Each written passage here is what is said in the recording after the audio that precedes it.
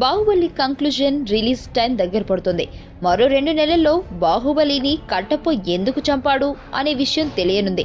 దర్శకధీరుడు SS Rajamouli, young rebel star Prabhas కాంబినేషన్లో వచ్చిన Baahubali beginning ప్రపంచవ్యాప్తంగా కలెక్షన్ల వర్షం కురిపించనుంది. ఇందుకు కొనసాగింపుగా వస్తున్న బాహుబలి కంక్లూజన్ షూటింగ్ పూర్తి చేసుకుని విఎఫ్ఎక్స్ వర్క్ జరుపుకుంటోంది. జక్కన్న మహాశివరాత్రి నుంచి సినిమా ప్రచారాన్ని మొదలుపెట్టారు. ఈ చిత్రానికి సంబంధించిన తొలి ఇంటర్వ్యూ శుక్రవారం మీడియాలో ప్రసారమైంది.